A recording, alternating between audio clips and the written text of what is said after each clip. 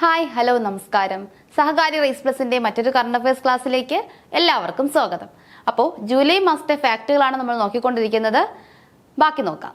July 10 ആഗോള ഊർജ സ്വാതന്ത്ര്യ ദിനമാണ്. ഓർത്തിരിക്കുക, ജൂലൈ 10 ആഗോള ഊർജ സ്വാതന്ത്ര്യ ദിനമാണ്. മോദിക്ക് റഷ്യയുടെ സിവിലിയൻ ബഹുമതി. അപ്പോൾ മോദിക്ക് റഷ്യയുടെ, നമ്മുടെ സിവിലിയൻ ബഹുമതി ഏതാണ്? ഭാരതരത്നയാണ്. അതുപോലെ നമ്മുടെ പ്രധാനമന്ത്രിയായ നരേന്ദ്രമോദിക്ക് റഷ്യയുടെ സിവിലിയൻ ബഹുമതി ലഭിച്ചിരിക്കുകയാണ്. ഏത് രാജ്യത്തിന്റെയാണ്?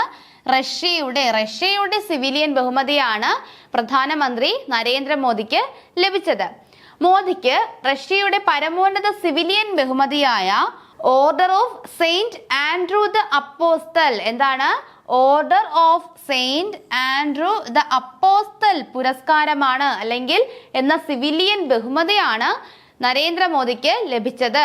ചോദ്യം വരാം, റഷ്യയുടെ സിവിലിയൻ ബഹുമതി, റഷ്യയുടെ പരമോന്നത സിവിലിയൻ ബഹുമതി ഏത് എന്ന് ചോദ്യം വരാം. എന്തിനാണ് അങ്ങനെ ഒരു ചോദ്യം നമ്മളോട് ചോദിക്കുന്നത്? നമ്മുടെ പ്രധാനമന്ത്രിക്ക് അത്തരമൊരു ബഹുമതി ലഭിച്ചത് കൊണ്ടാണ്. അപ്പോൾ എന്താണ് റഷ്യയുടെ പരമോന്നത സിവിലിയൻ ബഹുമതി? Order of Saint Andrew the Apostle. Order of Saint Andrew the അപ്പോസ്തൽ.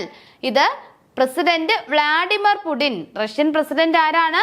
Vladimir Putin ആണ്. വ്ളാഡിമിർ പുടിൻ നമ്മുടെ പ്രധാനമന്ത്രി നരേന്ദ്രമോദിക്ക് സമ്മാനിച്ചു.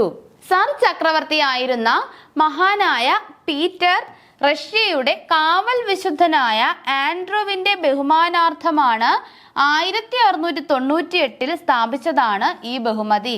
അപ്പോൾ order of Saint Andrew the അപ്പോസ്തൽ എന്ന ബഹുമതി ആരംഭിച്ചത് എന്നാണ്?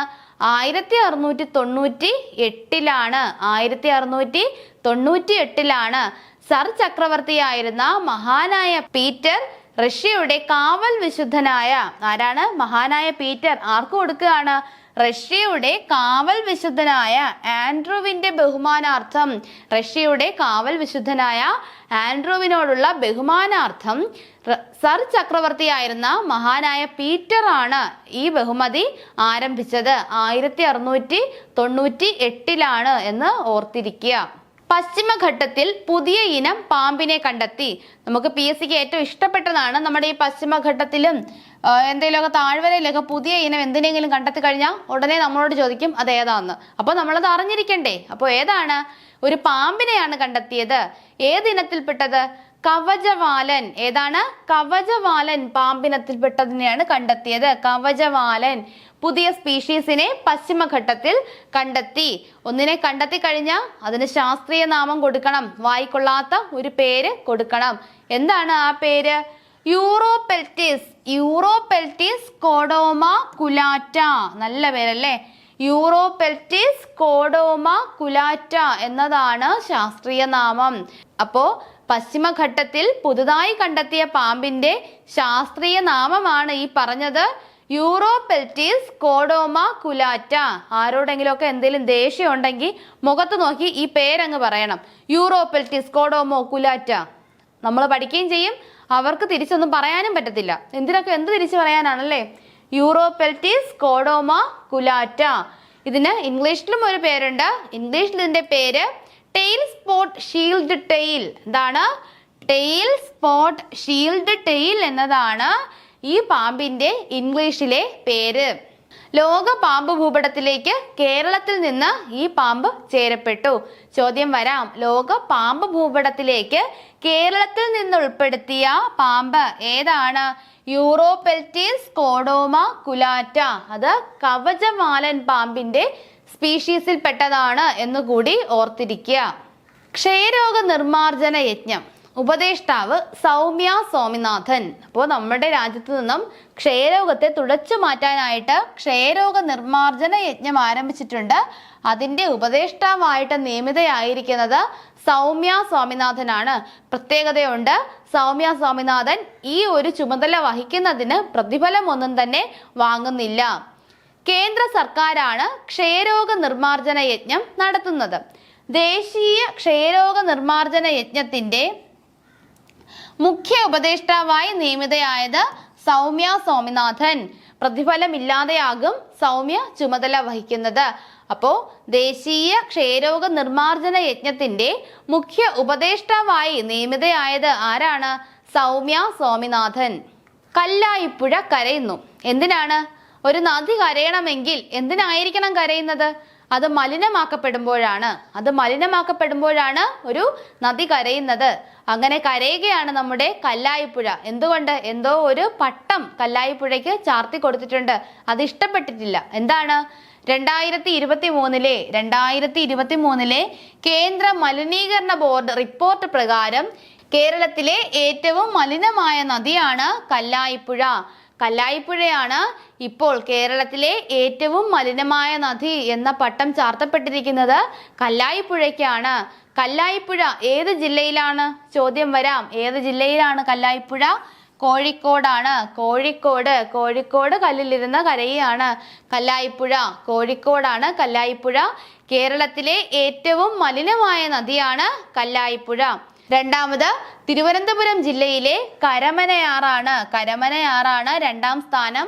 ഏറ്റവും മലിനമാക്കപ്പെട്ട, കേരളത്തിൽ നിന്ന് ഏറ്റവും മലിനമാക്കപ്പെട്ട നദികളുടെ പട്ടികയിൽ ഒന്നാം സ്ഥാനത്ത് കോഴിക്കോട് ജില്ലയിലെ കല്ലായിപ്പുഴ, രണ്ടാം സ്ഥാനം തിരുവനന്തപുരം ജില്ലയിലെ കരമനയാറ്. 2022 കരമനയാറിന് ഒന്നാം സ്ഥാനമായിരുന്നു. ഒന്നാം സ്ഥാനം കരമനയാറിന് നഷ്ടപ്പെട്ടു. 2022 ഒന്നാം സ്ഥാനത്തായിരുന്ന കരമനയാറ് 2023 ആയപ്പോൾ രണ്ടാം സ്ഥാനത്തെത്തിയിട്ടുണ്ട്. നവോത്ഥാൻ പദ്ധതി. എന്താണ് നവോത്ഥാൻ പദ്ധതി?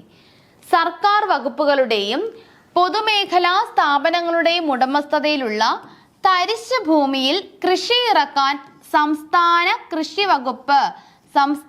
കൃഷി വകുപ്പ് ആരംഭിക്കുന്ന പദ്ധതിയാണ് നവോത്ഥാൻ. അപ്പോ നവോത്ഥാൻ പദ്ധതി കൊണ്ടുവന്നത് ഏത് വകുപ്പാണ്? സംസ്ഥാന കൃഷി വകുപ്പാണ്. എന്തിനാണ്? സർക്കാർ വകുപ്പുകളുടെയും അതല്ലെങ്കിൽ പൊതുമേഖലാ സ്ഥാപനങ്ങളുടെ ഉടമസ്ഥതയിലുമുള്ള തരിശ് ഭൂമികൾ ഏറ്റെടുത്ത് അതിനെന്താണ് കൃഷി ഇറക്കാൻ അനുയോജ്യമാക്കുന്നതിന് വേണ്ടിയിട്ടുള്ള സംസ്ഥാന കൃഷി വകുപ്പ് ആരംഭിക്കുന്ന പദ്ധതിയാണ് നവോത്ഥാൻ. ഇനി ടീം ഗംഭീർ. ഒരു ചോദ്യം ഓൾറെഡി വന്നു കഴിഞ്ഞു. ഇനി ടീം ഗംഭീർ എന്താണ്? ഇത് ജൂലൈ മാസത്തിൽ വന്ന വാർത്തയാണ്. അപ്പോൾ നമ്മൾ ഓർക്കുക, ജൂലൈ മാസത്തിൽ വന്ന വാർത്ത ഓഗസ്റ്റ് മാസത്തിൽ ക്വസ്റ്റ്യൻ ആയി എങ്കിൽ ഇതൊക്കെ എന്താണ്? നേരത്തെ ഫിക്സ്ഡ് ആണ്. ഇങ്ങനെ ഒന്ന് വരാൻ പോകുന്നു എന്നുള്ള കാര്യം ഫിക്സ്ഡ് ആണ്. നമ്മൾ അറിയുന്നതാണ് കുറച്ച് ലേറ്റ് ആയിട്ട്. അതായത് തിരുവനന്തപുരം LD ചോദ്യം ഉണ്ടായിരുന്നു. എന്തായിരുന്നു? 2024 പരിസ്ഥിതി ദിനത്തിന്റെ ആതിഥേയ രാജ്യം ഏത്? ജൂൺ 5-നാണ് പരിസ്ഥിതി ദിനം. ജൂലൈയിലായിരുന്നു എക്സാം. അപ്പോൾ എല്ലാവരും ചോദിച്ചു ജൂണിലെ കറണ്ട് അഫയേഴ്സ് ജൂലൈയിൽ ചോദിച്ചോ എന്ന്.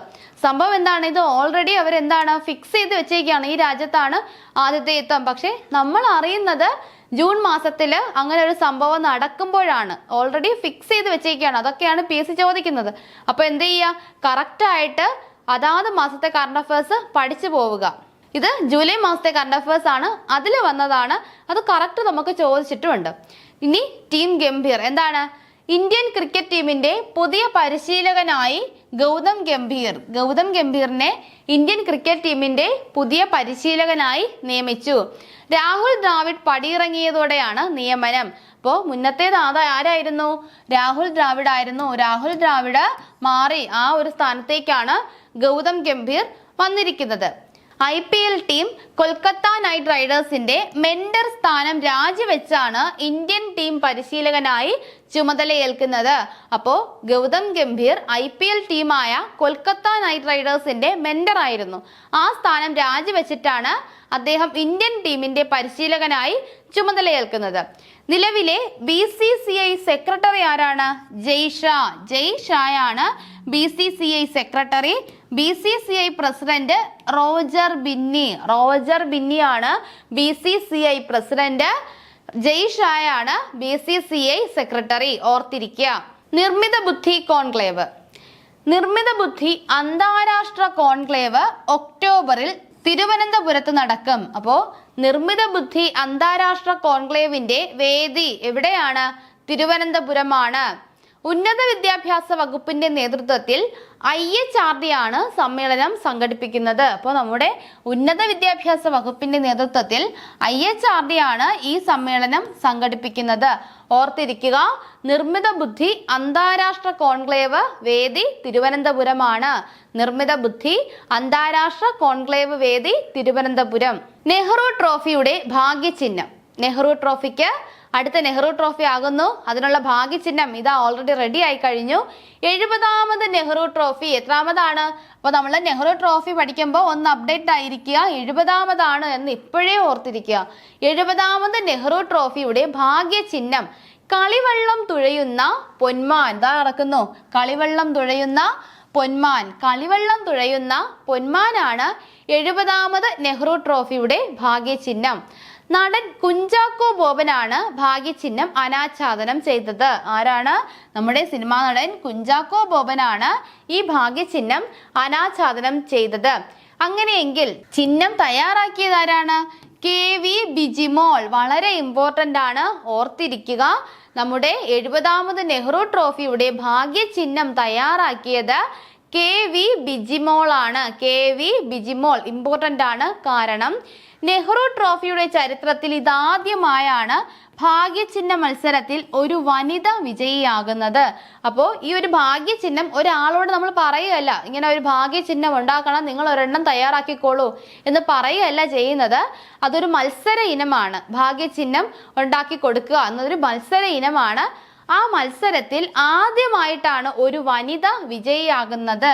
അപ്പോൾ ആ വനിത ആരാണ്? KV ബിജിമോൾ ആണ്. അപ്പോൾ 70ാമത് നെഹ്റു ട്രോഫിയുടെ ഭാഗ്യചിഹ്നം തയ്യാറാക്കിയത് ആരാണ്?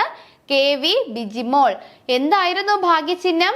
കളിവെള്ളം തുഴയുന്ന പൊന്മാൻ. ഇതാണ് ആ ഭാഗ്യചിഹ്നം എന്ന് പറയുന്നത്, കളിവെള്ളം തുഴയുന്ന പൊന്മാൻ. ജൂലൈ 11 ലോക ജനസംഖ്യാ ദിനം.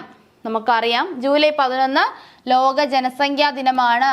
ലോക ജനസംഖ്യ 100 കോടി തികഞ്ഞത് എന്നാണ്? 1804 ലോക ജനസംഖ്യ 100 കോടി തികഞ്ഞത് 1804. 200 കോടി തികഞ്ഞത് 1927. ഈ 100 കോടി തികഞ്ഞതൊക്കെ ഇമ്പോർട്ടന്റ് ആണ്. 100 കോടി തികഞ്ഞത് 1804. 200 കോടി ആയത് 1927. 300 കോടി ആയത് 1960. അങ്ങനെയെങ്കിൽ 500 കോടി ആയത് 1987 ജൂലൈ 11 ലോക ജനസംഖ്യ 500 കോടി തികഞ്ഞത് 1987 ജൂലൈ 11. ഇതിന്റെ ഓർമ്മയ്ക്കായിട്ടാണ് 1989 മുതൽ ഐക്യരാഷ്ട്രസഭ ജൂലൈ 11 ലോക ജനസംഖ്യ ദിനമായി ആചരിക്കാൻ തീരുമാനിച്ചു. അപ്പോൾ എന്ന് മുതലാണ് ലോക ജനസംഖ്യാ ദിനം ആചരിച്ചു തുടങ്ങിയത്? 1989 മുതലാണ്. 1804 ലോക ജനസംഖ്യ 100 കോടി തികഞ്ഞു. 200 കോടി തികഞ്ഞത് 1927. 300 കോടി 1960. 500 കോടി 1987. AI conclave. രാജ്യത്തെ ആദ്യ ജനറേറ്റീവ് AI കോൺക്ലേവ്. നമ്മൾ കുറച്ചു മുന്നേ പറഞ്ഞ എന്തായിരുന്നു? അന്താരാഷ്ട്ര നിർമ്മിത ബുദ്ധി കോൺക്ലേവ്. അന്താരാഷ്ട്ര AI കോൺക്ലേവിന്റെ വേദി തിരുവനന്തപുരം. തിരിഞ്ഞു പോകരുത്. രാജ്യത്തെ ആദ്യ ജനറേറ്റീവ് AI കോൺക്ലേവിന്റെ വേദി കൊച്ചിയാണ്. നമ്മുടെ രാജ്യത്തെ ആദ്യ ജനറേറ്റീവ് AI കോൺക്ലേവ് വേദി കൊച്ചി. നടന്നത് എന്നാണ്? 2024 ജൂലൈ 11-12 നടന്നത്. ഉദ്ഘാടനം ചെയ്തത് ബഹുമാനപ്പെട്ട നമ്മുടെ മുഖ്യമന്ത്രി പിണറായി വിജയനാണ് ഉദ്ഘാടനം ചെയ്തത്. മുഖ്യ പ്രഭാഷകനായിരുന്നത് ബഹിരാകാശ സഞ്ചാരി സ്റ്റീവ് സ്മിത്ത് ആണ്. അപ്പോൾ ആരാണ് സ്റ്റീവ് സ്മിത്ത്? സ്റ്റീവ് സ്മിത്ത് ബഹിരാകാശ സഞ്ചാരിയാണ്. ഓർത്തിരിക്കുക, നമ്മുടെ രാജ്യത്തെ ആദ്യ ജനറേറ്റീവ് AI കോൺക്ലേവിന്റെ മുഖ്യ പ്രഭാഷകനായിരുന്നു ബഹിരാകാശ സഞ്ചാരിയായ സ്റ്റീവ് സ്മിത്ത്. കോൺക്ലേവിന്റെ സമാപനത്തിൽ സമഗ്ര AI നയം വ്യവസായ മന്ത്രി P രാജീവ് പ്രഖ്യാപിച്ചു. എന്താണ് സമഗ്ര AI നയം? കേരളം സമഗ്ര AI നയം പ്രഖ്യാപിച്ചു. ആരാണ് പ്രഖ്യാപിച്ചത്? നമ്മുടെ വ്യവസായ മന്ത്രിയായ P രാജീവ് ആണ്. P രാജീവ് വ്യവസായ മന്ത്രിയുമാണ്, നിയമമന്ത്രിയുമാണ്. ഓർത്തിരിക്കുക. കരുണാനിധിയുടെ പേരിൽ നാണയം. കരുണാനിധി ആരാണ്? മുൻ തമിഴ്നാട് മുഖ്യമന്ത്രിയായിരുന്ന വ്യക്തിയാണ്. അന്തരിച്ച തമിഴ്നാട് മുൻ മുഖ്യമന്ത്രി കരുണാനിധിയുടെ 100ാം ജന്മദിനത്തോടനുബന്ധിച്ച് നാണയം പുറത്തിറക്കുന്നു കേന്ദ്ര ധനകാര്യ മന്ത്രാലയം. നാണയം പുറത്തിറക്കുന്നത് കേന്ദ്ര ധനകാര്യ മന്ത്രാലയമാണ്. നമുക്കറിയാം കരുണാനിധിയുടെ ഛായാചിത്രമുള്ള 100 രൂപയുടെ നാണയമാണ് പുറത്തിറക്കുന്നത്. അപ്പൊ 100 വയസ്സല്ലേ, 100 വയസ്സാകുമ്പോൾ 100 രൂപയുടെ നാണയം. DMK സ്ഥാപക നേതാവ് കൂടിയാണ് കരുണാനിധി. ഓർത്തിരിക്കുക, കരുണാനിധി സ്ഥാപിച്ച പാർട്ടി, രാഷ്ട്രീയ പാർട്ടി ഏതാണ്? DMK ആണ് കരുണാനിധി സ്ഥാപിച്ച രാഷ്ട്രീയ പാർട്ടി. സുസ്ഥിര വികസന സൂചികയിൽ നമ്മുടെ കേരളം വീണ്ടും 1ാം സ്ഥാനം എത്തിയിരിക്കുന്നു. സുസ്ഥിര വികസന സൂചികയിൽ 1ാം സ്ഥാനം നിലനിർത്തി കേരളം വീണ്ടും 1ാം സ്ഥാനത്തിൽ. ദാരിദ്ര്യം, വിദ്യാഭ്യാസം, ജീവിത നിലവാരം തുടങ്ങി 16 മാനദണ്ഡങ്ങളെ അടിസ്ഥാനമാക്കിയാണ് നീതി ആയോഗ് സുസ്ഥിര വികസന സൂചിക തയ്യാറാക്കുന്നത്. അപ്പോ സുസ്ഥിര വികസന സൂചിക തയ്യാറാക്കുന്നത് ആരാണ്? നീതി ആയോഗാണ്. എത്ര മാനദണ്ഡങ്ങളെ അടിസ്ഥാനമാക്കുന്നു? 16 മാനദണ്ഡങ്ങളെ അടിസ്ഥാനമാക്കുന്നു. അതിൽ ദാരിദ്ര്യമുണ്ട്, വിദ്യാഭ്യാസമുണ്ട്, ജീവിത നിലവാരം എന്നിവയെല്ലാം ഉൾപ്പെടുന്നു. 2023-24 സുസ്ഥിര വികസന സൂചിക 1ാം സ്ഥാനം കേരളം. 2023-24 സുസ്ഥിര വികസന സൂചിക 1ാം സ്ഥാനത്തെത്തിയിരിക്കുന്നത് കേരളം. രണ്ടാം സ്ഥാനം ഏത് സംസ്ഥാനമാണ്? ഉത്തരാഖണ്ഡ്. 2ാം സ്ഥാനം ഉത്തരാഖണ്ഡ്, 3ാം സ്ഥാനം തമിഴ്നാട്. 2023-24 ആണെന്ന് പ്രത്യേകം ഓർക്കുക. ഏറ്റവും പിന്നിൽ നിൽക്കുന്ന സംസ്ഥാനം ബീഹാർ ആണ്. നീതി ആയോഗിന്റെ സുസ്ഥിര വികസന സൂചികയിൽ ഏറ്റവും പിന്നിൽ നിൽക്കുന്ന സംസ്ഥാനമാണ് ബീഹാർ. കേന്ദ്രഭരണ പ്രദേശങ്ങളിൽ 1ാം സ്ഥാനം ഏതാണ്? ചണ്ഡീഗഡ്. കേന്ദ്രഭരണ പ്രദേശങ്ങളിൽ 1ാം സ്ഥാനം ചണ്ഡീഗഡ് ആണ്, മറക്കരുത്. ഇത് എപ്പോഴും ചോദിക്കുന്നതാണ്. 1ാം സ്ഥാനം കേരളമാണ്, നമുക്കത് എപ്പോഴും അറിയാം. കേരളം തന്നെയാണ് ഒട്ടുമിക്കപ്പോഴും 1ാം സ്ഥാനത്ത് വരുന്നത്. 2ഉം 3ഉം ഓർത്തിരിക്കുക. 2ാം സ്ഥാനം ഉത്തരാഖണ്ഡാണ്. 3ാം സ്ഥാനം തമിഴ്നാടാണ്. ഏറ്റവും പിന്നിലുള്ളത് ബീഹാർ ആണ്. കേന്ദ്രഭരണ പ്രദേശങ്ങളിൽ 1ാം സ്ഥാനം ചണ്ഡീഗഡ്. ജൂലൈ ഫാക്ട് കഴിഞ്ഞിട്ടില്ല. വരും ക്ലാസ്സുകളിൽ ബാക്കിയൂടെ നോക്കി നമുക്ക് ജൂലൈ മാസം അവസാനിപ്പിക്കാം. ഇന്നത്തെ ക്ലാസ് ഇതോടെ കഴിയുന്നു. അടുത്ത ക്ലാസ്സിലൂടെ വീണ്ടും കാണാം. താങ്ക്